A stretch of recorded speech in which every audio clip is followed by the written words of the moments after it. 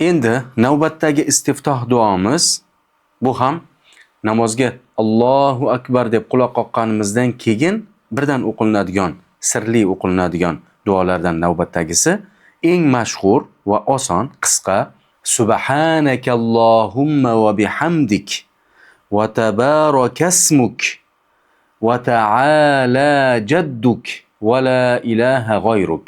Buni yodlab olamiz. Ma'nosi Subhanakallohumma va bihamdik. Subhanaka degani ey Alloh, men seni butun aybu nuqsonlardan poklayman.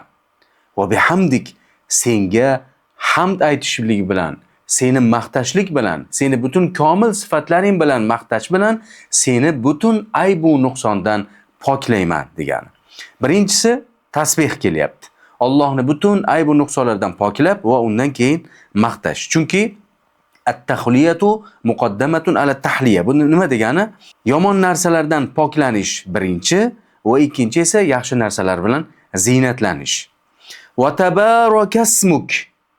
Sening isming muborakdir, buyukdir. Allohning ismi, hamma ismlari muborak. Oz narsaga Allohning ismi baraka beradi. Masalan, ovqat yeyapsiz, ozgina bismillah desangiz unga baraka kiradi.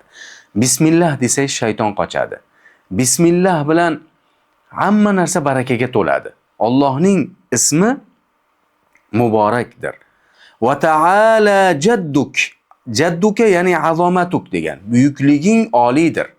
Buyuklik ma'nosi jadduka ya'ni azomatuka degan. Sening buyukliging oliydir. Qarang. Va la ilaha g'oyruk. Sendan o'zga haq iloh yo'qdir. Qarang.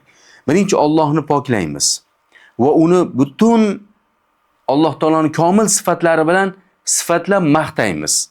Va Allohning ismini, Allohning ismini zikr qilamiz. Va tabarak, sening isming muborakdir, buyukliging, Allohning buyukligini tan olamiz.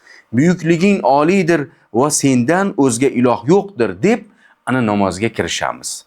Buni Sunan sohiblari rivoyat qilgan. Oysha onamizdan keladi bu. Abu Said al-Hudri roziyallohu anhudan keladi va Umar roziyallohu anhudan mavquf bo'lib kelgan. Umar roziyallohu anhuga mavqufligi sahih. Imom Muslimda inqito yo'li bilan kelgan bu hadis. Rasululloh sallallohu alayhi va sallam buni va yuqoridagi zikr qilgan hadisimizni ham farz, ham nafl namozlarga ham qilgan. Yuqoridagi hadis Abu Hurayra roziyallohu anhu zikr qilgan, ya'ni va yuqorida Allohumma ba'id bayni va bayna xatoyaya aytdik-ku. Buni roviysi Abu Hurayra roziyallohu anhu. Demak, Rasululloh sallallohu alayhi vasallam farz namozida iqtido qilib eshityapti. Ey Rasululloh, siz Allohu akbar degandan keyin jim turibsiz, nimani aytasiz deganda o'rgatdi. O'tgan safar o'rgandik buni. Buni esa Umar roziyallohu anhu Allohu akbar degandan keyin ovozlarini chiqarib aytgan. Nima uchun? Ta'lim berishlik uchun. Sahobalar namozni to'g'ri shaklda o'rganishga va to'g'ri shaklda o'rgatishga juda ham haris bo'lganlar. Shuning uchun ham Umar roziyallohu anhu odamlar o'rgansin deyishlik uchun ovozlarini chiqarib aytganlar. Endi biz ovozimizni chiqarib aytishimiz mumkinmi? Yo'q. Umar roziyallohu anhu ta'lim uchun o'rgatganlar. Xuddiki Abdulloh ibn Abbos roziyallohu anhu bir kishiga janoza o'qib berishliklarida Allohu akbar deb Fotiha surasini jahriy o'qib berganlar va aytdilarki, bu sunnat ekanligini bilib qo'yinglar, shuning uchun aytdim degan. Buni Imom Buxoriy rivoyat qilgan hadisda. Shuning uchun ham ba'zi o'rinlarda ta'lim uchun, ba'zi o'rinlarda sahobalardan ta'lim uchun sirli o'qilinadigan duolarda jahriy o'qilgan, bu o'rgatish uchun. Ya'ni biz uni jahriy o'qish uchun emas.